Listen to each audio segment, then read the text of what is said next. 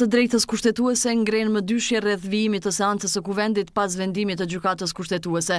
Deri në fillim të javës së ardhshme, sipas tyre, kushtetuesja do ta publikojë aktgjykimin për të kuptuar se si do të rrjedhë më tutje kjo procedurë. Ka dilemat e asaj se a do të vazhdohet me rivotim në pako për dy propozimet e ofruara nga radhët e komuniteteve jeshumicë, apo gjykata në arsyetim do ta sqarojë nëse e ka legjitimuar procesin e deri tanishëm të zgjedhjes së nënkryetarëve dhe kryetarit të kuvendit, dhe mbetet vetëm që deputetët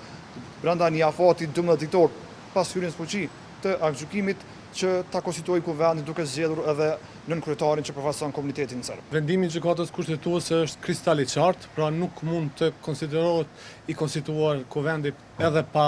nënkryetarin nga pakica serbe, kështu që tash është koha e fundit për patriotizëm konstitucional kushtetues e jo për patriotizëm folklorik, pasi të gjithë ata që mendojnë që me bllokimin e listës serbe do ta zbehin ndikimin e saj, realisht e bëjnë absolutisht të kundërtën. Sipas njohësve të së drejtës dhe analistëve politik, mosrespektimi i kushtetutës mund të ndikojë negativisht në procesin e integrimeve ndërkombëtare të vendit, përfshirë rrugtimin drejt BE-s dhe NATO-s. Unë besoj që kjo do të ketë pasoja pastaj, dhe ato pasoja do të manifestohen menjëherë edhe nga bashkia ndërkombëtare në të kuptimin e asaj që Kosova mund të pegohet edhe drejt rrugtimit të saj në organizata të ndryshme ndërkombëtare. Kushdo që e respekton kushtetutën, e respekton shtetin e Kosovës, duhet ta bëjë maksimumin që të mos pengohet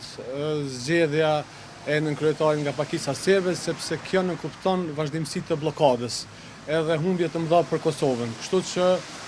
duhet kenë guxim, duhet kenë vetdije shtetërore. Deri në vendimin e gjykatës kushtetuese, kuvendi i Kosovës mbetet jashtë funksionit.